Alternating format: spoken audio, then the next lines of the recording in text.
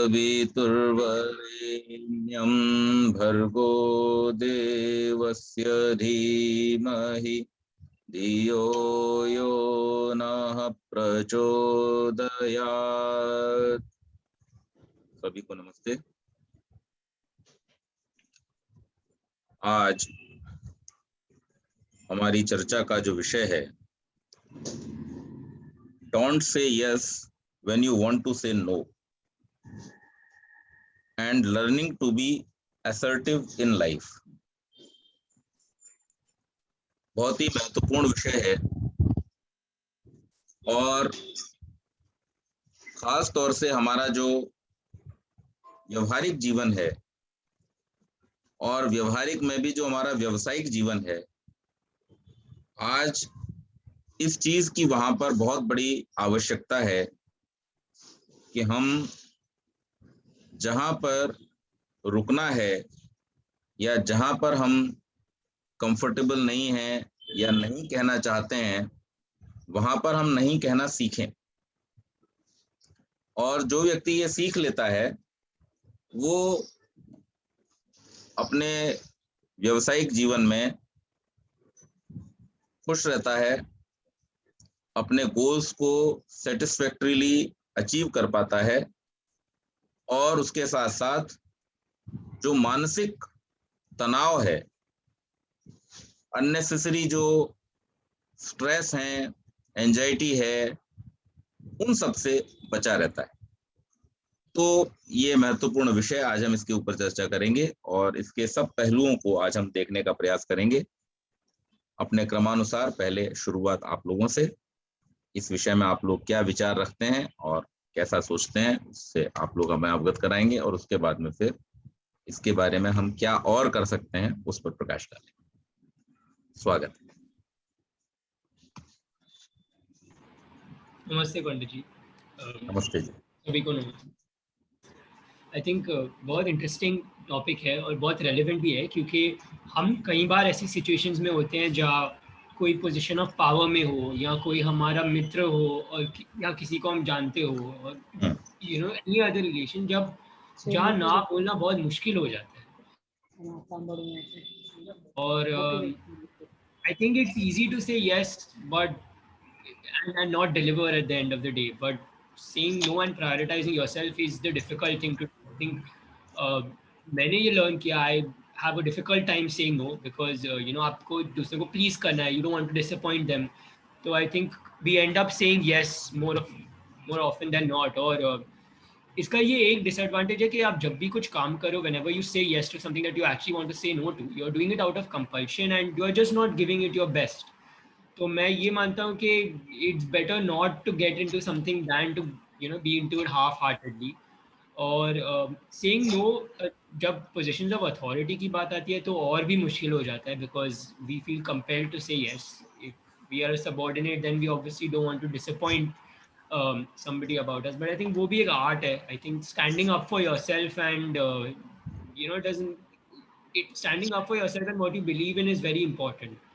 आई think. और holding your ground as an individual, आपको पता है क्या आप कर सकते हो और क्या आप नहीं कर सकते हो, वो knowledge very early on is very essential, बहुत ज़रूरी। और आई थिंक काम करने के लिए भी नहीं, अगर चॉइसेस के लिए भी हो, whether it's somebody asks you to do something, if it's not your preference then you should be strong enough to stand up for yourself and say no. I think her bar it's not just about work, so that's what I think about it. ये मेरी राय है। Very good, very good. नमस्ते पंडित जी। नमस्ते जी। सबको नमस्ते।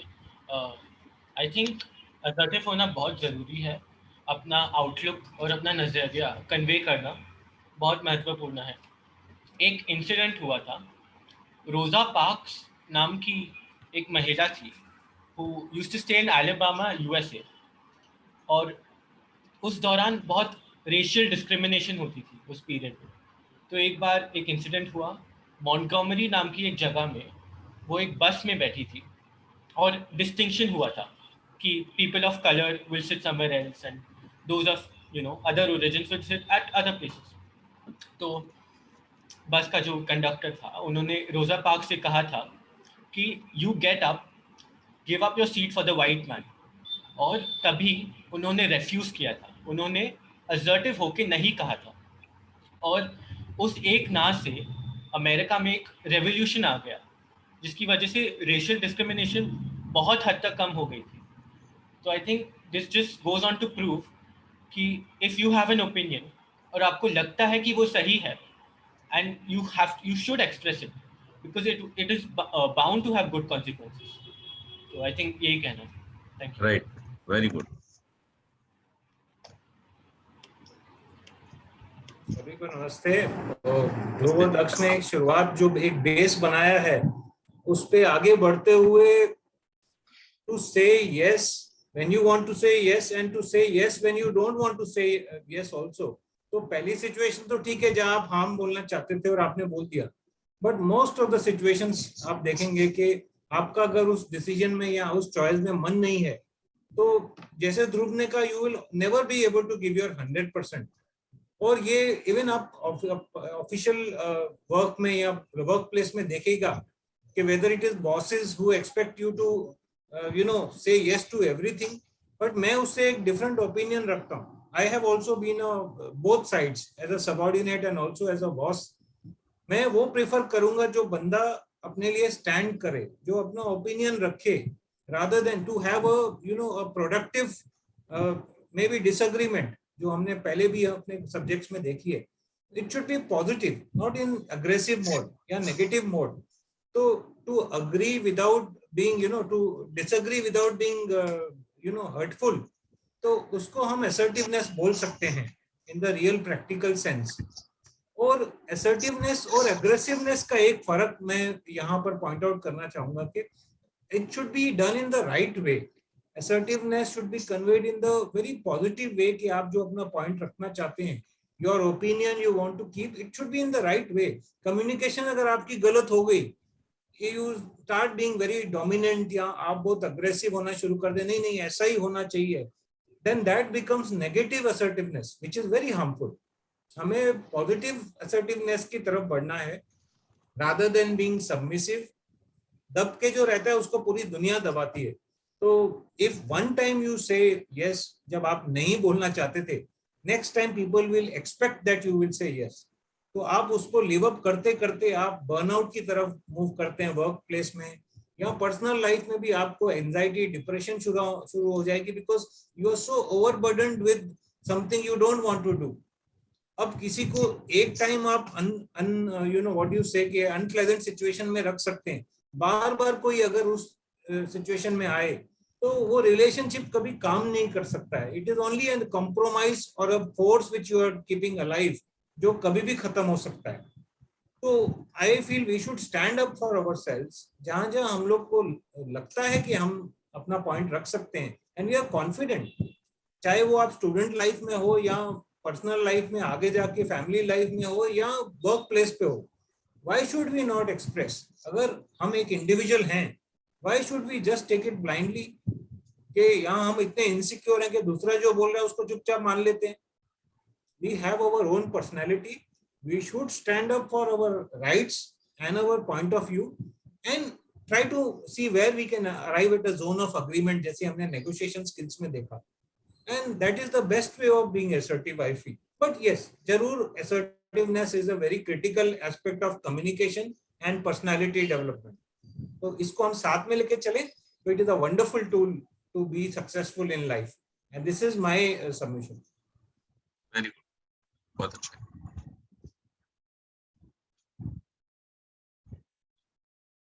हाँ जी।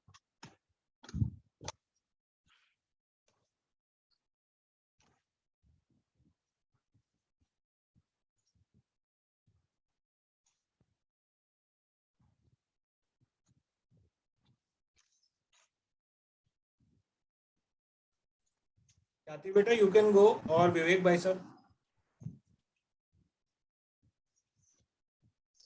नमस्कार सभी को। ओके ख्याति, I'll take and then your turn. This subject line looks very obvious to me. That don't say yes when you have to say no. Obvious, it is very obvious that you don't have to say, but it does happen. And why does this happen? Now the question arises why? Because when you say yes and when you have to say no, basically what is happening is you are cheating yourself. This is whatever be the reason, actually you are cheating yourself. It is an inside job, and the assertion is some with respect to somebody else. So both ways, one is the inner one, the other one is the outer one. That is how I look at it. So when you say yes, when you don't have to say, when you want to say no, has got wider implications in terms of the one's own personality, and you keep on suffering, thinking that yeah, I should have said no. So this is where the distinct line happens. We have seen in our friend circle, you look at the so many marriage lives, people wanted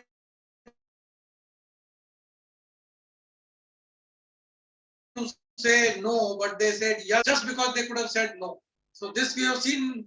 Similarly, it happens in the job scenario. Similarly, it happens in the career selection scenario. Similarly, it happens in the choice of you are making in your lives. So the idea here is more than the assertion, the firmness is required, the belief that you have. The problem why this happens is people are not sure of the other choices. Like when you will say yes, when you actually want to say no is when you don't know what are the other choice, or you are not very certain about the course of action that the events will take. Then only when you are in a dilemma, you are not firm, you end up saying yes. So the idea here is one's personality, when they are the firm, when they have the strong belief, when they are confident and clarity is there, definitely you have to say no when you have to say no, and you have to say yes when you have to say yes. Automatically the assertion will come. Assertion usually comes when you are very clear about the ideas that you are having. Just unnecessary assertion when you are not very sure will lead to confrontation. You are aggressive, you can be aggressive, you can show your attitude. But when you're not clear, suppose two assertive people meets, what is going to happen? Whether it is in life or whether it is in a business scenario, two assertive people meets, confrontation will happen. There, the solution is the clarity that will emerge and the firmness on that point of view. Sometimes the paradigm shift is required, but when we take that paradigm shift, I think the clarity will emerge. But it is always better to say when you are not sure, when you are not firm, it is always better to say no rather than saying yes, because you are not going to repent later. Otherwise, sometimes the price is whole life, and not only one life, 2 life, 3 life, 4 life. Similarly, in a business scenario, when you are a team leader, the price may be 10 team members down the line. So it is always better. This is my view on this. Thank you. बहुत अच्छा, Yes, very yes. good. Namaste. I think when real life say ye, whatever I've learned is jabhi bhi people who are assertive, and this is also a question to Pandit ji ki hum ye kaise address kare, usually come across as बहुत ही insensitive to other people's needs sometimes. I'll give you an example. ऐसे बहुत बार हुआ है life में कि be it office situation या even family life में कि किसी ने कुछ plan करा है या आपको आपके there is a office dinner whatever and you don't want to go for whatever reason and you are assertive about it and you take a stand because तुमको नहीं करना है, पर usually बाकियों को लगता है कि आप बहुत ही you're not easy going या आप हमेशा as you say wet blanket on people's plans. तो वो एक चीज जो होती है कि मुझे लगता है यूजुअली असर्टिव लोगों को थोड़ा मिसअंडरस्टैंड किया जाता है when they take a stand for themselves because उनको लगता है बहुत ही मतलब स्टक अप टाइप के लोग हैं. So but there have been times जहाँ बट एटलीस्ट मैंने ये रियलाइज किया अर्ली ऑन इन लाइफ कि जब असर्टिव नहीं होते हैं तो actually you make other people also suffer. Because I'll give an example. When I don't want to do something and I do, I sulk a lot. So which means बाकियों को भी eventually उसका भरपाई करना पड़ता है because I'm not then a very nice ये to be with. उससे अच्छा पहले ही take a stand for yourself, I think is the best way of doing things in life. So yeah, and now this. That's it. Kabir. How are you? Say hello. You want to say something? Sharma. Okay, very good, very good. I think wonderfully put by Khyati and Vivek Bhai Sahab. And just to get into that discussion, isme what Khyati was telling is about a situation where you don't want to get into. But I would like to add here that there should be a situational assertiveness concept where it's like, you know, you say you can lose the battle but win the war. तो अगर मुझे कोई ऐसी छोटी situation दिखती है कि ठीक है, अगर मुझे उसमें यस बोलने से, तो it may be a small thing where it is like teamwork के लिए या एक छोटी सी किसी को खुशी देने के लिए, it may be a very small thing and a small sacrifice. तो maybe you can be selective in those situations, that you don't need to be always asserting yourself. Okay, I am labeled as an assertive person and I have to stand up for every conflict or every point of thing. Certain things you have to compromise, but where it matters, suppose it is life decisions, you have to get married, and especially when it is the girl who has to take a call, the जो जैसा parents बोले वैसा हम कर लेते हैं. I don't think that is the right way. You have to stand for yourself, you have to give your choice, and if you just agree कि आप blindly के ठीक है आप जैसा कहेंगे वहां शादी कर ली जाए, पूरी लाइफ किसकी इन्वॉल्व है? गर्ल की. पेरेंट्स तो कर देंगे and they can hope for the best. So you should stand up for yourself there, whether it is the girl or the boy. Likewise job situations, likewise certain other critical situations, तो आप उसके लिए you can definitely be assertive. But एक छोटी सी चीज के menu में आप क्या खाएंगे या क्या सिलेक्ट करेंगे, यू कैन बी सबमिसिव. ठीक है, आज आपकी चॉइस हो जाए. You don't lose much when you give on the small things, but critical could be thought out decision. तो I would vote for situational assertiveness after reviewing कि कैसी situation है, क्या बेस प्रोज एंड कॉन्स हैं, और उसमें can we arrive at a win win situation. Do I lose that much? तो that's what I want the group to think कि हमें हर बार it is impossible to be assertive. I have seen in my own experience we cannot be branded assertive as such. हम situations to situations में we vary our response. Whether it is with children, you can be assertive when it comes to habits, bad habits, or disciplining them. You know, this is not allowed. If this is a screen time, yeah, whatever, you can be assertive about it. But for a small thing, okay, if it's eating something or going out somewhere, you can be adjusting at times. So usme, why should I feel that, you know, I should be assertive and put my foot down all the time? So one has to be situational, I feel. Absolutely true. One of the people whose assertiveness I really respect in life is Hamare Nana ji. And actually, I saw a very similar thing with Dhruv on our trip.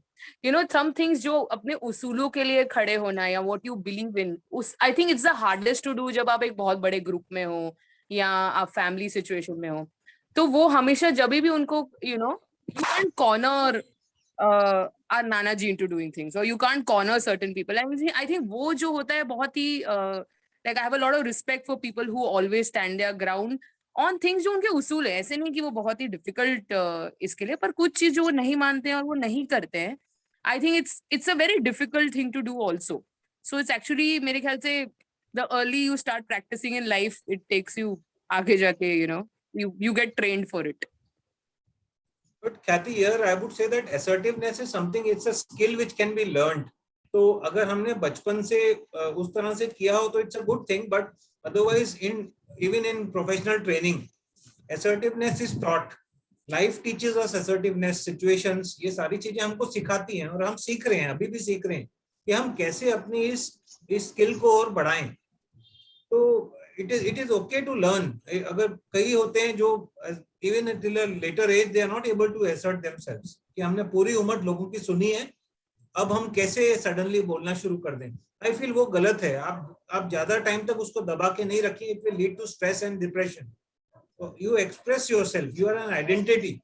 आप क्यों नहीं अपने आप को express करें? तो अगर हम कुछ अपने ग्रुप के या अपने फैमिली के लोगों को मोटिवेट कर सकते हैं कि आप अपने आप को एक्सप्रेस करें, it will be a boon for them, it will be a blessing for them कि वो अपनी आवाज रखें.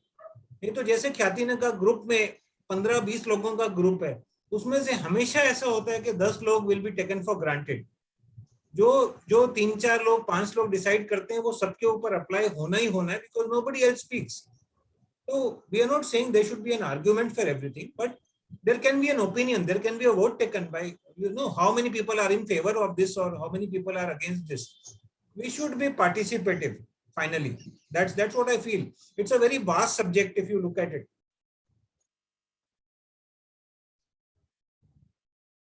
Very good.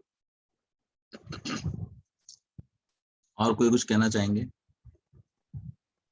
I think Sanju Mama ने जो कहा is very true, which also means for people जो generally vocal होते हैं, also means that they should बाकियों का point of view और assertiveness को encourage करना is also a part. Of course, we need to be assertive, पर हमेशा making sure that other people have a say and asking them for all things is also something that we need to cultivate as a habit, because that's where growth will happen, right? जब हम ना सिर्फ अपनी assertion दिखाएंगे पर दूसरों की assertion लेने की capability भी रखेंगे। जी, इसमें ख्याति एक रिस्पेक्ट का मादा भी आता है when we are dealing with our elders, खासकर more than our people who are younger to us. अगर हम पेरेंट्स या अपने एल्डर्स को थोड़ी इज्जत दे दें, we want to suppose we want to take a decision, we want to assert ourselves, अगर हम उनको वो इज्जत दे के उस डिसीजन को एंडोर्स कर लें rather than saying कि हम ऐसा ही करने वाले हैं, as a parent I would feel that my child has come and, you know, sought my opinion or sought my advice. करना आपने अपनी मर्जी है, no doubt about it, you are an adult, you can take your calls or decisions, but अगर हम थोड़ा सा adults का endorsement respectfully कर लें, it's like, you know, selling the concept to them and then taking a buying decision. So it helps, I feel.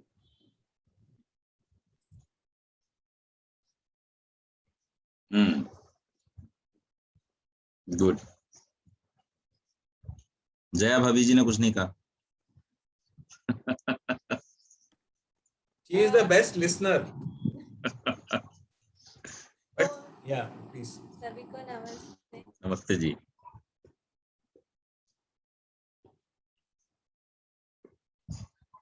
Reminds me of an incident जब मैं as a teacher work कर रही थी, pre-primary teacher. I was managing senior KG and half year हो चुका था. Suddenly a teacher from nursery dropped. So I was asked to take up that class. और उस टाइम पे मैं B.Ed भी कर रही थी, बच्चों की भी पढ़ाई थी, सब था. So it was getting very difficult for me to manage whole set of new class, बहुत plus B.Ed projects होते थे. So it was very difficult. At that time I said no. Yeah, I will not take up that class because it is beyond, it's giving me a lot of stress. I didn't say yes at that time.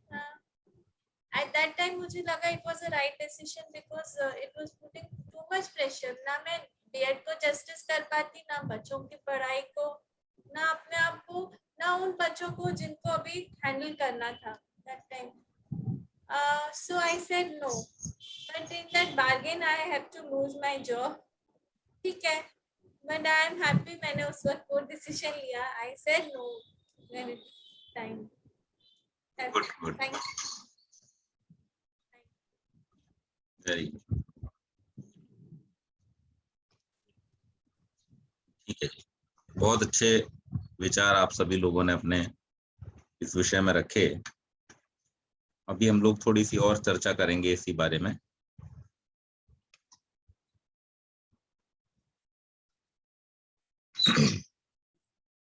Ji, we have some new members also joining. I am not sure who she is, but I would love if somebody can contribute from the new joinees also. तो तेजल पटेल करके जी हैं। हाँ जी, तेजल जी आपका स्वागत है। आप कृपा करके अपना परिचय दे दें तो ग्रुप में सभी लोग आपको जान करके और फिर हम सब आगे अपनी चर्चा कर सकेंगे। आज का हमारा जो विषय है वो है on assertiveness. When you want to say, when you don't want to say yes, say no. That is our topic today for discussion. तो आप अपना परिचय दें और अगर आपके कुछ विचार इस विषय पर हमको सुनने को मिलेंगे तो we'll be very happy. नमस्ते जी। नमस्ते जी। नमस्ते जी।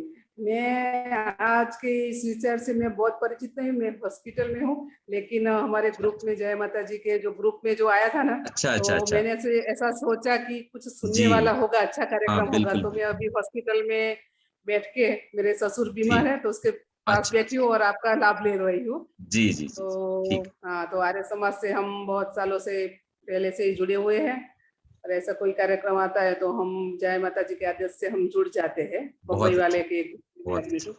मैं जी जी गुजरात हिम्मतनगर से बोल रही हूँ, गुजरात में अच्छा हिम्मतनगर जी आर्यवन रोजड़ है, उसके पास में ही हमारा गांव है। अच्छा बहुत हाँ, अच्छा तो बहुत अच्छा आर्यवन से हम बहुत अच्छी तरह से पहले से जुड़े हुए हैं। बहुत अच्छा बहुत हाँ, अच्छा। तो आज के कार्यक्रम का हम पूरा लाभ लेंगे आपका। जी जी जी धन्यवाद जी आपका। नमस्ते बहुत बहुत धन्यवाद नमस्ते। बहुत बहुत धन्यवाद। तो जैसा कि हमारा आज का विषय है don't say yes when you want to say no, और उस पर आप सब लोगों ने ही अपने बहुत ही अच्छे और उपयोगी विचार रखे हैं। इसमें थोड़ा सा हम इस रूप में विचार करेंगे कि अगर हम असर्टिव का डिक्शनरी मीनिंग देखें, बीइंग असर्टिव, तो dictionary explains expressing your opinion clearly and firmly so that people listen to you or do what you want. स्पष्ट और दृढ़ रीति से अपनी राय व्यक्त करते हुए, ताकि दूसरे आपकी बात को समझें और उसके अनुसार करें, इसको असर्टिव होना माना गया है। Now there is a fine line between being assertive and being dominant or rude or rigid. So first we'll understand what is being assertive, then we will understand the difference between others and being assertive, and how we can grow this quality in ourselves, how we can improvise ourselves on this. उसके बारे में थोड़े से चीजों को हम समझने का प्रयास करेंगे। सबसे पहले तो जैसे मैंने कहा कि अपनी बात को स्पष्ट रूप से कहना और दृढ़ता पूर्वक कहना, ये एक बहुत ही बड़ी अच्छी लीडरशिप क्वालिटी है, जो निश्चित रूप से सब में नहीं पाई जाती, लेकिन हाँ, सब लोग अपने अंदर इसको डेवलप करने की कोशिश कर सकते हैं। And it starts from the childhood. माता पिता को चाहिए कि वो अपने बच्चों के अंदर इस चीज को डेवलप करना शुरू करें, और बचपन से जब इसका डेवलपमेंट शुरू होता है तो एक स्टेज तक आते आते ये चीज डेवलप हो जाती है। कुछ बच्चों में ये जन्मजात सिद्धि के रूप में होती है, उनके अंदर ये क्वालिटी होती है, वो बहुत स्पष्ट रूप से अपनी बात को कहने वाले, बहुत स्पष्ट रूप से अपने विचारों को व्यक्त करने वाले होते हैं। लेकिन जो नहीं भी है वो इसको सीख सकते हैं, जैसे संजय भाई साहब ने कहा, we can develop this quality at a later stage also. तो फर्स्ट थिंग इज कि हमारा जो ये असर्टिव होना है, दृढ़ होना है और स्पष्ट होना है, ये कहाँ से आता है? तो ये आता है हमारे परिवार से। बचपन से ही माता पिता को चाहिए कि वो अपने बच्चों को स्पष्ट निर्देश देना शुरू करें। कंफ्यूजिंग इंस्ट्रक्शंस नहीं होने चाहिए, बहुत ही स्पष्ट निर्देश होने चाहिए जो माता पिता और बच्चों के बीच में हो। मींस जब वो चाहते हैं कि वो अपने बच्चों को पढ़ने के लिए कहना चाहते हैं, तो उस टाइम पर वो पढ़ने के लिए ही स्पष्ट निर्देश दें, और जब वो चाहते हैं कि उनके बच्चे खेलें तो उस समय में खेल का ही स्पष्ट निर्देश होना चाहिए। एक एग्जाम्पल मैंने दिया, हम लोगों को बचपन में सिखाया भी जाता था, work while you work and play while you play, कि जब हम जो काम कर रहे हैं उसको पूरी दृढ़ता के साथ में, पूरे मनोयोग के साथ में करें, पूरे कंसंट्रेशन के साथ में करें, ताकि हम उसको अच्छे ढंग से कर पाए। आउटपुट रिजल्ट तभी मिलेगा अच्छा हमें जब हम उसको पूरी तत्परता के साथ में, पूरे मनोयोग के साथ में करेंगे। तो माता पिता को चाहिए कि बचपन से ही बच्चों को जो भी निर्देश दें, जो भी इंस्ट्रक्शंस दें, वो बहुत क्लियर होने चाहिए। कम्युनिकेशन में किसी प्रकार का भी कंफ्यूजन नहीं होना चाहिए। और दूसरी बात, जहां तक हो सके छोटे बच्चों से, यानी जो बच्चे अभी 10-12 साल से कम उम्र के हैं, उनके साथ में सिंगल मीनिंग वाली बातें की जाएं। यानी कई बार क्या होता है, शास्त्र की बहुत सारी विधाएं हैं, अविधा है, लक्षणा है, व्यंजना है। व्यंजना में कहा कुछ और जाता है, मीनिंग उसका कुछ और निकलता है। जैसे कई बार कोई व्यक्ति देर से आया तो हम उसको ये कहने के बजाय कि आज आप देर से आए, हम उसको क्या बोलते हैं, आज तो बड़ी जल्दी आ गए। तो ये इस तरीके की जो बातें होती हैं वो एक स्तर के बाद में जब आदमी मैच्योर है वो इसको समझने लायक होता है। लेकिन जो बच्चे हैं उनको क्लियर इंस्ट्रक्शन ही ठीक तरीके से समझ में आते हैं, तो उनके साथ जो भी बात की जाए वो बहुत स्पष्ट होनी चाहिए, बहुत क्लैरिटी के साथ में होनी चाहिए, और उसका मोटिव भी एकदम क्लियर होना चाहिए उनके दिमाग में भी। यानी अगर हम बच्चे से कह रहे हैं कि आपको पढ़ना है, तो हमें उसको ये भी कन्विंस करना है कि आपको पढ़ करके क्या अचीव करना है। ये बात भी उन बच्चों के मन में बचपन से ही स्पष्ट कर देनी चाहिए, और धीरे धीरे अपने तरीके से हम उसको करें। खेलने का अगर हम उनको कह रहे हैं तो खेलना क्या है, खेलना क्यों है, खेलना कितना है, ये इंस्ट्रक्शंस उनके दिमाग में सीधे सीधे जैसे जैसे उनकी उम्र बढ़ रही है उसकी मैच्योरिटी लेवल के हिसाब से हमारे इंस्ट्रक्शंस एकदम क्लियर वे में उन तक जाने चाहिए, कन्वे होने चाहिए। जब हम ऐसा करते हैं तो फिर जो बच्चे हैं वो एक बहुत ही स्पष्ट मन को लेकर के या मानसिक स्थिति को लेकर के बड़े होते हैं, और फिर उनका जो कम्युनिकेशन होता है वो बहुत क्लियर होता है, बहुत फर्म होता है। अब जैसे मैं इसका एक सिंपल सा एग्जांपल देता हूं, बहुत छोटा, अपने बारे में ही एग्जांपल देता हूं कि मैं जब भी कहीं भोजन करने जाता हूं, क्योंकि पुरोहित होने के नाते मुझे बहुत जगहों पर जाना पड़ता है भोजन करने के लिए, इवन होटल्स में भी, बाहर भी मुझे खाना खाना पड़ता है कई बार जब मैं टूर पे होता हूं।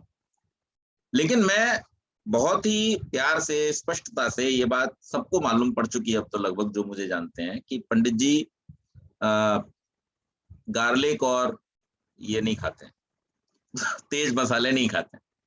तो अभी जहां मैं नया जाता हूं वहां पे स्पष्ट कह देता हूं, जब मुझसे कोई पूछ रहा होता है भोजन के लिए तो मैं स्पष्ट कहता हूं कि मैं ये चीज नहीं खाता हूं, और ऐसा है। अगर कोई पूछते हैं क्यों, तो उसका कारण भी उनको बता देता हूं।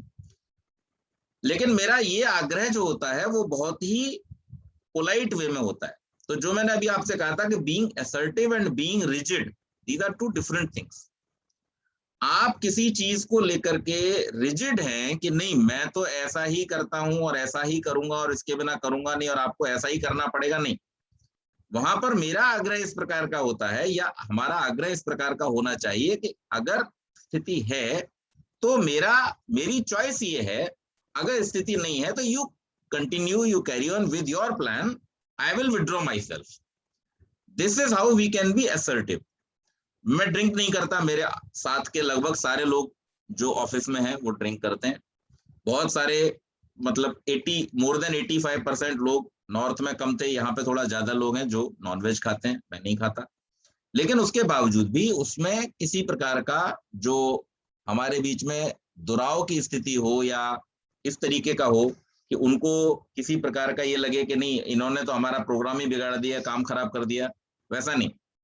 वो कब हो जाता है, जब हम डोमिनेंट होने की कोशिश करते हैं। जैसे ख्याति जी ने भी कहा कि ग्रुप में 15 लोग हैं, तो उन 15 लोग में 10 लोगों की बात को कम सुना जाता है, और 3, 4, 5 ऐसे लोग होते हैं जो डोमिनेंट होकर के हर बार अपनी ही बात को आगे रखते हैं।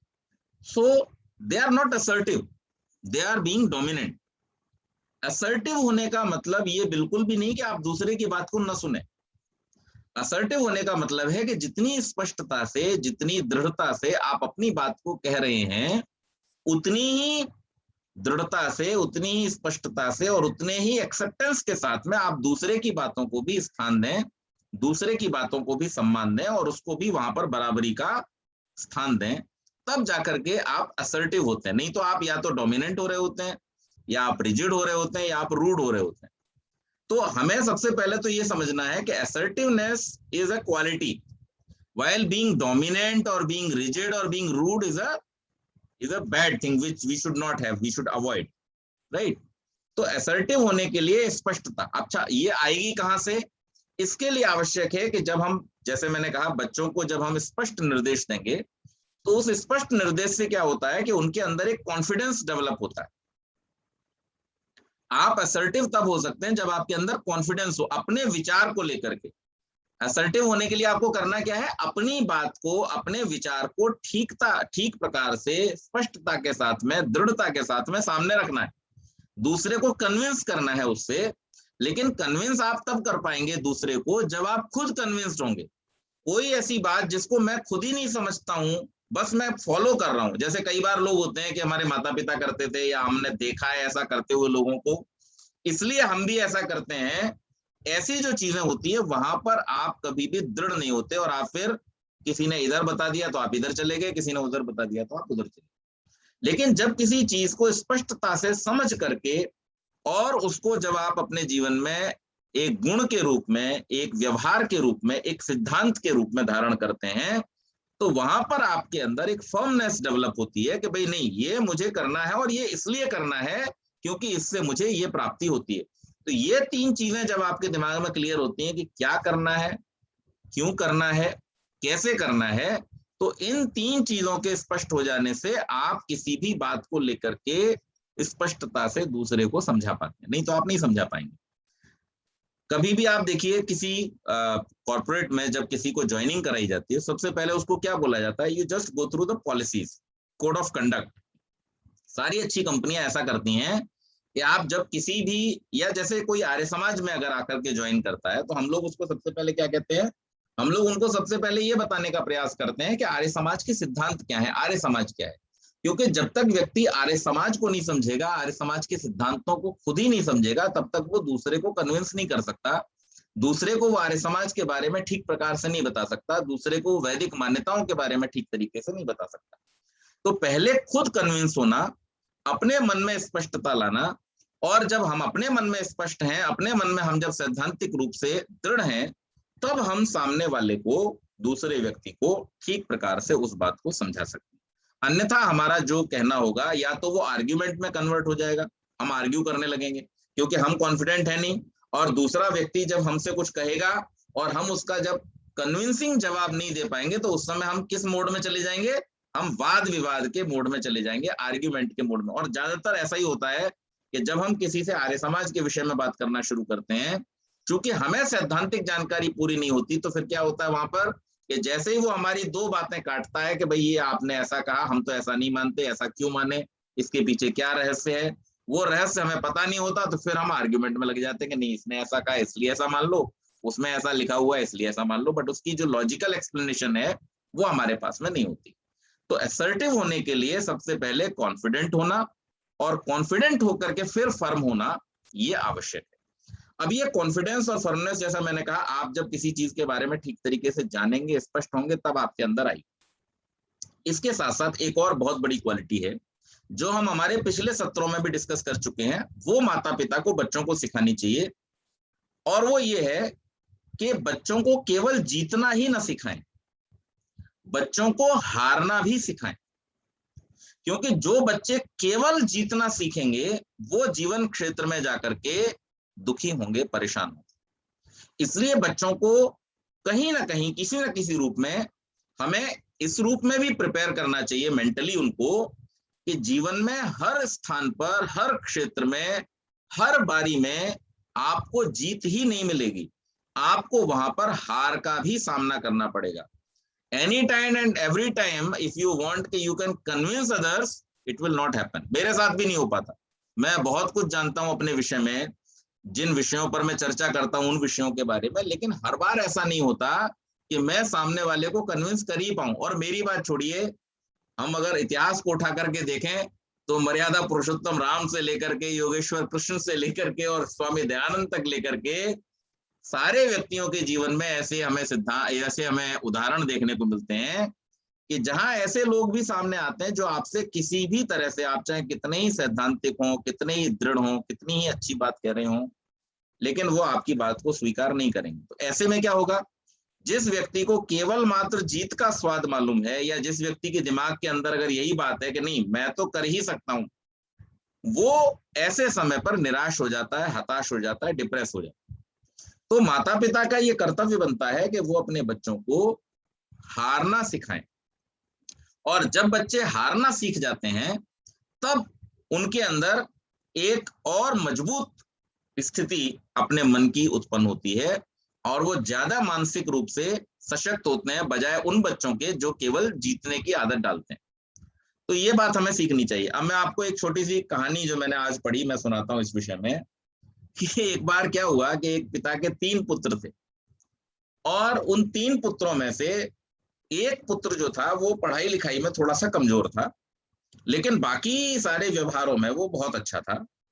और जो 2 पुत्र थे वो पढ़ाई लिखाई में बहुत इंटेलिजेंट थे, और उन्होंने इसी प्रकार से अपनी अच्छी तरह से पढ़ाई लिखाई की और अच्छे अच्छे जॉब में लग गए, और उनकी शादियां हो गई, वो अपना घर बार बसा करके आराम से रहने लगे। और ये जो तीसरा वाला था, ये चूंकि पढ़ाई लिखाई में थोड़ा कमजोर था, तो इसने पिताजी के ही सहयोग से एक व्यापार शुरू किया, और पिताजी के साथ में मिलके, क्योंकि पिताजी भी रिटायर हो चुके थे, ये उस व्यापार को करने लगा, काम को करने लगा। चूंकि वो दोनों नौकरी करते थे और ये सबसे अधिक समय घर पर होता था, तो इसने बाकी घर के जो व्यवहार थे, लोगों से मिलना जुलना, लोगों के पास आना जाना, ये सारी चीजें जो थी, पिताजी को लेकर के जाना या और घर के बाकी काम करना, ये भी इसी ने बाकी सब संभाल रखा था। और चूंकि पिताजी के सबसे ज्यादा नजदीक ये रहता था, इसलिए पिताजी की सबसे ज्यादा डांट भी इसी को पड़ती थी। तो इसके पिताजी हर बात पर इसको नालायक नालायक शब्द से पुकारा करते थे, और इतना ज्यादा उसको हर बात में नालायक कहा जाता था कि जैसे उसका दूसरा नाम ही नालायक हो गया हो। अब जब भी उससे कोई बात की जाए, अरे नालायक तुझे तो ये भी नहीं पता, अरे नालायक तुझे तो वो भी नहीं पता। पत्नी के विषय में बात आए तो भी अरे इस नालायक के साथ में तो इस बच्ची की जिंदगी भी खराब हो गई। ऐसी ऐसी बातें जो है बहुत सारी हुआ करती थी। एक दिन अचानक क्या हुआ कि पिताजी की तबीयत खराब हुई, रात का 1-1:30 बजे का समय। तो ये श्रीमान जी जो थे वो तुरंत उठे, इन्होंने पिताजी को लिया साथ में। अब थोड़े से ये चूंकि मैंने बताया पढ़ाई लिखाई में कमजोर थे और व्यापार कर रहे थे, तो इन्होंने वैसे साधन भी नहीं रखे हुए थे। दोनों भाइयों के पास में अपनी अपनी कार थी, इनके पास में कार भी नहीं थी। तो ये पिताजी को लेकर के जल्दी से इन्होंने अपना जो इनके पास साधन था उससे लेकर के पिताजी को हॉस्पिटल पहुंच गए। हॉस्पिटल में एडमिट करा दिया। पिताजी ने वहां भी इनको डांटा, अरे नालायक मुझे कैसे लेके आया, अगर तुझे कार चलानी आती होती तो मैं आराम से आ जाता, ऐसा वैसा बहुत सारी बातें इनको सुनाई।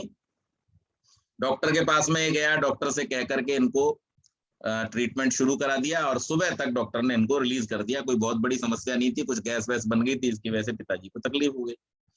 अब ये श्रीमान जी इनको लेकर के पिताजी को और दवाइयां लेकर के आ गए। जब लेकर के आ गए तो पिताजी ने फिर अंदर से जब छोड़ करके जाने लगे तो आवाज लगा, अरे नालायक गाड़ी में ही लटकी हुई दवाइयां छोड़ाया, मेरी दवाइयां तो लाके मुझे दे दे, मैं बिना दवाइयों के कैसे ठीक होऊंगा। तो इतना जब सुना तो इसकी जो माँ थी वो थोड़ी सी नाराज हुई, और उन्होंने आकर के कहा कि देखो तुम जिन बेटों को लायक लायक कहते हो, उन्हें तो पता भी नहीं है अभी तक कि तुम रात को एडमिट हुए, सवेरे तुम आ गए, वो तो सो रहे हैं, अपने ऑफिस के टाइम पे जगेंगे, उठ करके चले जाएंगे। न किसी ने तुमसे हाल पूछा, न किसी ने तुम्हारी परवाह की, और जिसे तुम हर समय नालायक नालायक कहते रहते हो, वो तुम्हें लेकर के देखो हॉस्पिटल गया, वही तुम्हें लेकर के आया, वही तुम्हारी सारी सेवा कर रहा है, तो तुम उसे क्यों नालायक नालायक कहते रहते हो।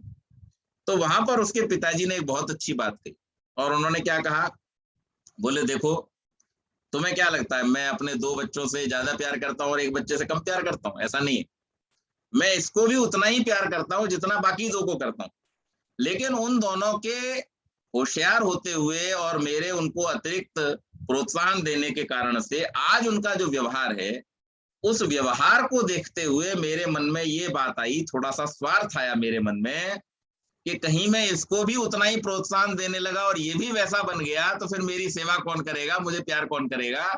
इसे मैं हर समय नालायक कहता रहता हूँ, उसका परिणाम ये है कि ये मेरे साथ जुड़ा रहता है, मेरे से प्यार करता है, मेरी सेवा करता है, ये भी कहीं वैसा ना बन जाए, इसलिए मैं इससे ऐसा कहता रहता हूँ। जब ये बात सुनी तो उसकी माँ जो थी बड़ी भावुक हुई, और बाहर खड़ा खड़ा दवाइयां लेकर के ये आया था, ये भी सुन रहा था कि पिताजी मुझसे इतना प्यार करते हैं, फिर भी नालायक नालायक कहते हैं, चलो कोई बात नहीं। तो इसके मन का भी जो मैल था सारा दूर हो गया। कहने का अभिप्राय ये है कि कई बार ऐसा भी होता है कि हम अपने निर्देशों में जब स्पष्ट नहीं होते हैं, अपनी बातों में जब स्पष्ट नहीं होते हैं, अपने मनोभावों में जब स्पष्ट नहीं होते हैं, तो उसके कारण से भी बहुत सारी विसंगतियां लोगों के मन में पैदा हो जाती हैं, बहुत सारे कंफ्यूजन क्रिएट हो जाते हैं। ऐसे कंफ्यूजन क्रिएट ना हो, इसके लिए आवश्यक ये होता है कि हम अपनी बातों में जितना रह सकते हैं स्पष्ट रहें, लेकिन स्पष्ट रहने के साथ साथ हम विनम्र रहें। और जब हम स्पष्ट और विनम्र दोनों रहते हैं तब हम वास्तव में सही मायनों में जो असर्टिव होना है, वो दृढ़ता का जो होना है, वो हो पाते हैं। चाणक्य ने व्यक्ति को कैसे श्रेष्ठ बनना है इसकी कुछ नीति बतलाई है, और उस नीति में उन्होंने कुछ चीजों का जिक्र किया है। वो कहते हैं, उत्साह संपन्नम दीर्घ सूत्रम क्रिया विधिज्यम व्यसनेषु शक्तम शूरम कृतज्ञम दृढ़ सौहृदम च लक्ष्मी स्वयं याति निवास हेतु। कौन व्यक्ति इस संसार में ऐश्वर्यशाली होगा, कौन व्यक्ति इस संसार के सुखों को प्राप्त करेगा, तो उसके लिए बतलाया उत्साह संपन्नम। सबसे पहले तो हम जो भी कार्य अपने जीवन में करें उसमें हम उत्साही होकर के काम करें, एंथुजियास्टिक होना चाहिए। ऐसा नहीं होना चाहिए कि हम दबे मन से चाह रहे हैं, नहीं चाह रहे हैं, फिर भी हम कर रहे हैं, ऐसा नहीं करना चाहिए। आजकल की भाषा में अगर कहूं तो do what you love and love what you do.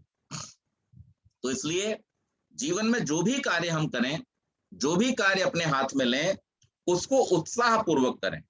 और अदीर्घ सूत्रम का मतलब हम आलसी न बने। जो व्यक्ति प्रमादी होगा, आलसी होगा, वो व्यक्ति कभी भी चाहे कितना ही उत्साही क्यों न हो, कितना ही योग्य क्यों न हो, लेकिन उसके बावजूद भी जो अचीवेबल है, जो वो प्राप्त कर सकता था, उसको कभी प्राप्त नहीं कर पाएगा। आप सबने बचपन में कहानी सुनी है कछुए और खरगोश की। कछुआ जो लगातार चलता रहा, धीरे धीरे वो रेस जीत गया, और खरगोश जो बहुत तेज दौड़ सकता था लेकिन नींद आ जाने के कारण से, सो जाने के कारण से उस रेस को हार गया। तो अदीर्घ सूत्री होना चाहिए, यानी हमें आलस से रहित होना चाहिए। जो भी कार्य हम पूरी तत्परता के साथ करेंगे उसमें हमको सफलता मिलेगी।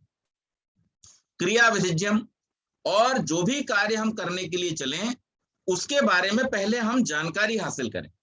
किसी भी काम को हाथ में लें, आप लोग देखते हैं जब आर्मी में किसी की भर्ती होती है या पुलिस में जब किसी की भर्ती होती है तो उसमें क्या होता है, सबसे पहले ट्रेनिंग की जाती है। इसी प्रकार से कॉर्पोरेट में भी जब नए बच्चे इंजीनियरिंग करके, मैनेजमेंट पास करके जब आते हैं तो उनको सबसे पहले क्या किया जाता है, अप्रेंटिसशिप कराई जाती है, ट्रेनिंग दी जाती है। और क्यों दी जाती है ट्रेनिंग? क्योंकि जब तक वो अपने कार्य को ठीक प्रकार से समझेंगे नहीं, जब तक अपने कार्य को ठीक प्रकार से जानेंगे नहीं, तब तक वो उस कार्य को अच्छे प्रकार से कर भी नहीं पाएंगे। और अगर अपने कार्य को अच्छे प्रकार से नहीं कर पाएंगे तो वो डिप्रेशन में चले जाएंगे, फिर वो आगे भी उस चीज को अच्छे प्रकार से करने योग्य नहीं रहेंगे और अपने जीवन में भी अवसादग्रस्त हो जाएंगे। तो इसलिए ऐसा न हो, उसके लिए किसी भी कार्य को करने से पहले उसके बारे में जानकारी हासिल कर। क्रिया विधिज्यम और व्यसनेषु शक्तम, और जो व्यसन है, जो हमारे जीवन में दुर्गुण हैं और उन दुर्गुणों की जो आदतें हैं उनसे सदैव बच करके रहना चाहिए। तो मैंने पहले भी इस बारे में चर्चा की है, झूठ बोलना, चोरी करना, मादक पदार्थों का सेवन करना, ये सारी की सारी चीजें क्या हैं, ये व्यसन है, दुर्व्यसन है। और इन व्यसनों में फंसा हुआ जो व्यक्ति होता है उसका जो सोच का दायरा है वो एक गलत दिशा में चल पड़ता है, और वो फिर राइट डायरेक्शन में सोच करके कार्यों को सही प्रकार से करने की बजाय उसमें तिकड़म लगा करके, बेईमानी करके, झूठ बोल करके उनको किसी प्रकार से करना चाहता है। तो ऐसे कार्यों से हमको बचना चाहिए, सदैव व्यसनों से बच करके और अच्छे मार्ग पर चलना चाहिए। शूरम, वीरता होनी चाहिए। अब कोई आदमी काम बहुत उत्साह के साथ कर रहा है, बड़ी तत्परता के साथ कर रहा है, आलस्य भी नहीं है, उसकी प्रोसेस को भी अच्छी प्रकार से जानता है, लेकिन उसके हृदय में वीरता नहीं, कायरता है, तो आप जानते हो नो रिस्क नो गेन। आप अगर किसी भी अच्छे कार्य को करने के लिए जाना चाहते हैं तो आपको कुछ ना कुछ साहस का परिचय वहां देना पड़ेगा। आप बिना साहस के कोई भी बड़ा काम नहीं कर सकते हैं, और इसलिए वीरता का होना भी कार्यों के लिए आवश्यक है। अब जो यस मैन होते हैं, जिसकी आज हम चर्चा कर रहे हैं, being assertive and being not being assertive, तो ये जो असर्टिवनेस आती है वो उन्हीं लोगों के अंदर आती है जिनके अंदर साहस का गुण है। जो साहसी नहीं है वो यसमैन बन के रह जाता है। So be polite but don't be meek. Meek होने में और पोलाइट होने में थोड़ा सा फर्क है। पोलाइट वो आदमी है जो विनम्रता से करने योग्य को स्वीकार करता है और न करने योग्य को मना कर देता है, लेकिन विनम्रता से, पोलाइटली। मीक वो है जो नहीं करने वाली चीज है उसको भी हाँ जी, और जो करने वाली चीज है उसको भी हाँ जी, और दोनों में से किसी भी काम को ढंग से करता नहीं। तो हमें मीक नहीं बनना है, हमको क्या बनना है, दब्बू नहीं बनना है, साहसी बनना है, लेकिन विनम्र बनना है। और विनम्रता के साथ में, दृढ़ता के साथ में हम जिस बात को स्पष्टता से कहते हैं वो बात सबके द्वारा स्वीकार की जाती है और सब उस बात को अप्रिशिएट करते हैं। तो साहसी होना, शूरम, कृतज्ञम, अगर आपका किसी ने उपकार किया है, अगर आपका किसी ने भला किया है, तो बीइंग थैंकफुल। जो व्यक्ति अपने जीवन में थैंकफुल नहीं है वो व्यक्ति, अब जैसे अभी संजय भाई साहब ने जो बात कही थी कि अगर हम बड़ों की बात को थोड़ा मान दे दें, तो बड़ों की बात को मान देने का मतलब क्या है, बड़े कौन हैं, बड़े वो हैं जिन्होंने हमारे जीवन को, जब हम कुछ भी करने योग्य नहीं थे, उन माता पिता ने हमको पाल पोस करके बड़ा किया, तैयार किया। आज अगर हम उनकी बात को मान देते हैं, इसका मतलब क्या है, we are thankful to them. तो कृतज्ञ होना ये एक बहुत बड़ा गुण है, और कृतज्ञता पूर्वक अगर हम उनकी किसी बात को मानते हैं, गलत बात को नहीं, सही बात को, और अगर उनकी बात कोई गलत हमको लगती है, सैद्धांतिक रूप से अगर हमको कोई बात गलत लगती है, तो उसको विनम्रता पूर्वक, स्पष्टता से, दृढ़ता पूर्वक मना कर देना, दिस इज बीइंग असर्टिव। लेकिन उनको जवाब देना, उनसे तैश में बात करना, उनके साथ आर्ग्यूमेंट करना, दिस इज बैड, उससे हमें बचना चाहिए। तो पोलाइट रहते हुए स्पष्ट रूप से अपनी बात को कह देना, वहां पर भी हम असर्टिव हो सकते हैं, वहां पर भी हम अपनी बात को दृढ़ता के साथ में कह सकते हैं, वहां पर भी अपनी बात को हम स्पष्ट कर सकते हैं, लेकिन वहां विनम्रता का गुण होना आवश्यक है, दूसरे की बात को भी पूरा सम्मान देना वहां पर आवश्यक है। तो दिस इज बीइंग असर्टिव। इसके साथ साथ शूरम कृतज्ञम दृढ़ सौहृदम च, दृढ़ता होनी चाहिए। अब दृढ़ता की तो हम चर्चा करते ही चले आ रहे हैं, being firm on your things. तो आप अपने सिद्धांतों में, अपनी बात पर जो आपने समझी हुई है, जो आपने स्पष्टता से जानी हुई है, उन बातों को ठीक प्रकार से दृढ़ता पूर्वक अपने मन के अंदर स्थापित करना। और सहृदम, किसी भी बात को कभी भी किसी की हानि के उद्देश्य से न कहना।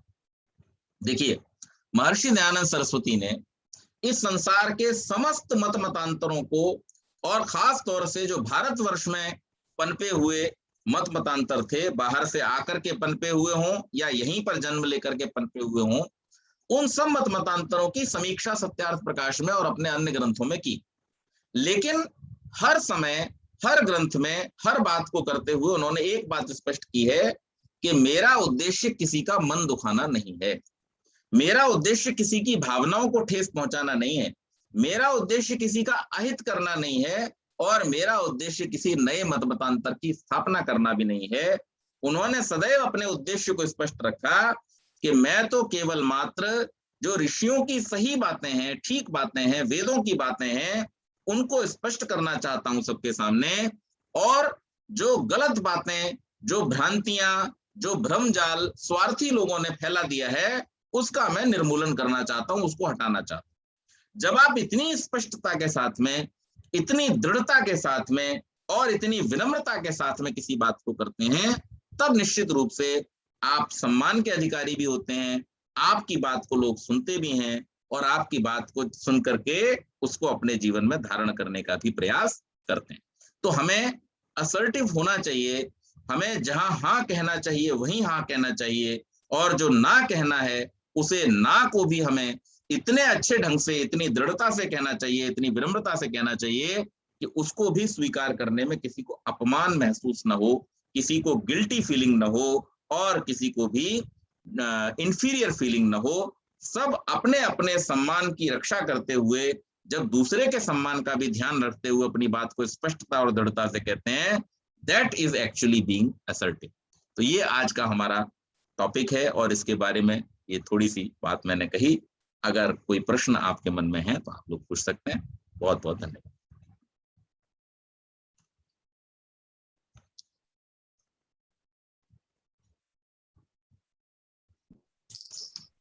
जी, थैंक यू सो मच। बहुत ही अच्छा आपने एक्सप्लेन किया, और खासकर जो क्वालिटीज एक असर्टिव पर्सन और एक लीडर में होनी चाहिए, ह्यूमिलिटी, करेज, ये सारी चीजें ही डिफरेंशिएट करती हैं। यू आर वेरी राइट कि यही क्वालिटीज के कारण कोई ज्यादा सक्सेसफुल होता है या कोई नहीं होता है। एजुकेशनल क्वालिफिकेशन हो सकता है सबकी सेम हो, लेकिन ये जो क्वालिटीज आपने बताई कि you have to be having courage to take decisions या असर्ट योरसेल्फ, ये एक बहुत ही इम्पोर्टेंट पॉइंट लगा मुझे। और ये यहाँ पर ही फॉल्टर कर जाते हैं लोग कि you don't stand for yourself. You may have all the qualities और सब कुछ होगा, यहाँ आप बोल नहीं पाते हैं. बट एक मैं ये शेयर करना चाहूंगा कि जब एक आप ग्रुप में होते हैं, यहाँ एक जैसे आप एक मैनेजर या एक लीडर होते हैं, आपके ग्रुप में ऐसे हर एक टाइप की पर्सनालिटीज होती हैं, तो आपको एसर्ट अपने आप को और अपनी डिसीजन मेकिंग उन सबके साथ करनी है. तो वहां पर ऐसा कैसे किया जाए कि suppose somebody is at level X और somebody is at level Z, तो आपकी असर्टिवनेस और आपका जो कंडक्ट है ये आपको चेंज करते रहना पड़ेगा. You can not be having one track, right? इसमें दो चीजें हैं. देखिए, एक है जहां पर आपके इंडिविजुअल ओपिनियन की रिक्वायरमेंट है, वहां पर you be assertive and put your individual opinion firmly in the interest of the company. But when there is a collective decision, हमारे सामने तो ऐसा HR में होने के नाते बहुत आता है, collective decision की जब बात होती है, then we have to keep the company policy at top, और that is the guideline for us. उसको ध्यान में रखते हुए फिर जो भी विचार आए हैं उन विचारों को उस लाइन के साथ में मैच करते हुए कि what company policy says, what is the mission and vision of the company, और what is the code of conduct of the company, and उसको ध्यान में रखते हुए हम फिर अपना डिसीजन ले सकते हैं. सो यहां पर भी आपको फर्म रहना पड़ेगा. If you are taking a collective decision then you be with company policies. If you are being asked for a individual decision then you be firm on your thoughts, और उसके हिसाब से आप अपनी बात को रख सकते हैं. इट विल बी एक्सेप्टेड और नॉट, जैसा मैंने पहले ही कहा, इट्स नॉट नेसेसरीली कि हमारी बात को हर जगह मान ही लिया जाएगा. ऐसा नहीं होता, किसी के भी साथ नहीं होता. अरे भगवान की बात वेदों में है, वो सब नहीं मानते. तो हम तो मनुष्य हैं, और मनुष्यों में भी जिनको महापुरुष, जिनको भगवान कह करके लोग पूछते हैं, उनकी बात को पूरी तरह से नहीं मानते. So for that we should be prepared enough. But हमें अपनी बात को स्पष्टता से, दृढ़ता से, जो हम सही जानते और समझते हैं और जो नियमों के अनुसार है उसी को रखना चाहिए. उसमें हमें बचना चाहिए कॉम्प्रोमाइज करने से कि कोई एक्स लेवल पर या जेड लेवल पर बैठा हुआ व्यक्ति इस बात को कह रहा है इसलिए हम अपनी सही बात को गलत कह दें. ऐसा नहीं हो. मेरे साथ में ऐसा कई बार हो चुका है. मतलब जेड भी नहीं, मतलब और 5-6 लेवल मेरे से ऊपर के लोगों ने भी कई बार ऐसी बातें कही जो मुझे कंपनी की पॉलिसी के हिसाब से भी और मेरे हिसाब से भी ठीक नहीं लगी. It was not beneficial. मैं अपनी चीज पर स्टैंड पर खड़ा रहा, और परिणाम ये हुआ कि then they apologised for their mistake later. तो ऐसा होता है. आप अगर सही हैं and if you find yourself correct as per the company code of conduct, company policy, then you be firm. आपको कोई हिला नहीं सकता है. और बाद में कोई अगर जो गलती पर है, भले वो किसी भी लेवल पर हो, he will realise and then he will apologise also. तो उसमें भी यहाँ पर असर्टिव होना, but yes be polite at the time. मैंने जो बोला कि असर्टिव होने में और रूड होने में थोड़ा सा फर्क है. हम आर्ग्यूमेंट करना शुरू कर दें, हम बहस करना शुरू कर दें, हम अपनी बात को थोपना शुरू कर दें, that is not correct. We should put our opinion, but it should be like an opinion only. It should not be forced. That way it should be being assertive.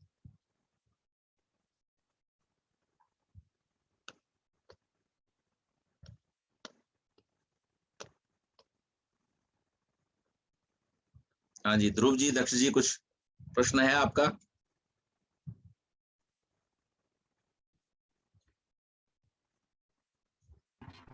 बहुत अच्छा लगा सेशन पंडित जी. बहुत इंपॉर्टेंट होता है, मतलब जैसे कि आपने बोला असर्टिवनेस और रिजिड होने में डिफरेंस है. That we should always keep that in mind. तो बहुत अच्छी लर्निंग्स मिली आज की सेशन से. Thank you. Thank you.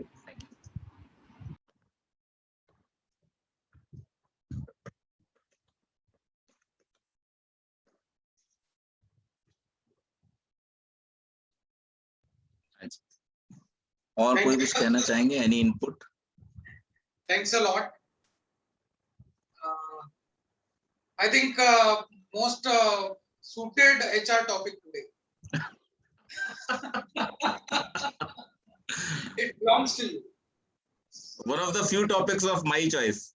That's what it was coming up. Which I always want to talk about.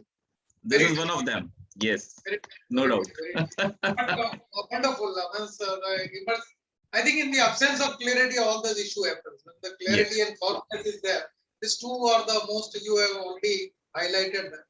Clarity and the firmness, these two things are required. So And sometimes those who are young parents like us, it is very important for them to, be very clear in their communication with their children. It is very, very essential. And this quality develops only in this age. बच्चे अगर बचपन में ही अपनी बात को स्पष्ट रूप से कहना सीख जाते हैं, then lifelong it goes.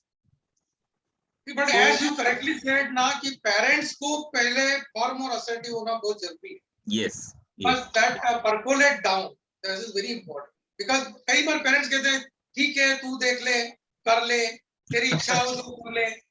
That dulmu attitude is usually that never teaches the firmness. Yeah. And even if we are letting our children do what they want, that time also we should be communicating it very properly that we are letting you do what you do because we want you to be independent. So then also there is a clarity of thought in their mind कि हम जो कुछ भी कर रहे हैं, it's on us, and now we have to take the responsibility of this. So that way they become independent. That way they become confident and clear in their perspectives. Perfect. But sometimes like मैंने life में देखा है कोई कभी-कभी ऐसे होता है कि पेरेंट्स मैंने देखे हैं काफी असर्टिव हैं, so which means शायद वो अपने बच्चों के साथ भी कम्युनिकेशन में होंगे, पर their children are exactly the opposite. या बहुत बार ऐसे होता है कि वो कभी-कभी उनके शैडो में रह जाते हैं और असर्टिव नहीं हो पाते, ऐसा मतलब एटलीस्ट मैंने कोई एग्जांपल्स देखे हैं. तो उन केसेस में यू थिंक इट्स बिकॉज वो बच्चे की या उस चाइल्ड की ये या उसको वो एनकरेजमेंट नहीं मिला जो उनका inherent There are two reasons of this. There may be two reasons of this. One is parents sometimes being assertive, they become dominant. वो अपनी चीजों को थोपना शुरू कर देते हैं कि नहीं यार ये तो ऐसे ही होना चाहिए and I think that it should be like this way only and I am correct, I am elder, what I am saying you have to follow that. ये जब होना शुरू हो जाता है तो बच्चों का जो इंडिविजुअल एक पर्सनालिटी है वो सप्रेस होना शुरू हो जाता है और उनका जो थॉट प्रोसेस है उसको वो रोक देते हैं. Second thing may be their own personality also. बच्चों की जो अपनी भी एक पर्सनालिटी है उसमें भी कई बार ऐसा होता है जैसे कुछ बच्चे बहुत ब्राइट क्वालिटीज को लेकर के पैदा होते हैं, कुछ बच्चे कुछ डल क्वालिटीज को लेकर के भी पैदा होते हैं. They are not that sharp. So sometimes it is because of that also. But in that case also the responsibility lies with the parents. They should encourage them. अगर कोई बच्चा डल है तो उसको और ज्यादा encourage करना, उसके अंदर confident को boost करना, it is the responsibility of parents. तो वो उनको करना चाहिए. तो ये कई बार होता है कि पेरेंट्स बहुत assertive हैं but they are at the same time dominant also. Dominant nature के होंगे तो वो अपनी चीजों को थोपना शुरू कर देंगे, नहीं तेरे को यही करना चाहिए, तू जानता नहीं, मैं जानता हूँ, मेरे हिसाब से चलना पड़ेगा, ऐसा होना पड़ेगा. Sometimes that also becomes a problem. तो वो उसका एक बैलेंस होना बहुत जरूरी है कि जहां पर हम बच्चों को सही रास्ता दिखाएं वहीं साथ ही साथ में हम उनके अंदर ये एक sense of responsibility, sense of independentness भी हम उनके अंदर डेवलप करें ताकि वो आगे चल करके बैसाखियों के सहारे न चलें बल्कि वो इंडिपेंडेंट होकर के चलें. Absolutely, I think dominating personality की वजह से probably होता है. जी.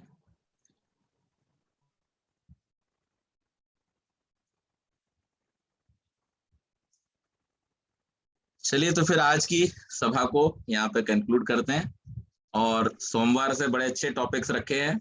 हम ऋग्वेद के बारे में अगले सप्ताह में चर्चा करेंगे और फिर 1 by 1 सारे वेदों के विषय में हम चर्चा करेंगे कि उन वेदों में हमारे जीवन के लिए क्या कुछ है, कितना कुछ है और हम क्या क्या उसको अपने जीवन में अपना करके कैसे अपने आप को इम्प्रूव कर सकते हैं, कैसे अपने आप को सुखी कर सकते हैं और अपने लाइफ गोल्स को अचीव कर सकते हैं. तो उसके बारे में चर्चा करेंगे. Again another topic of my choice. तब तक के लिए अपना ध्यान रखिए. नमस्ते. धन्यवाद.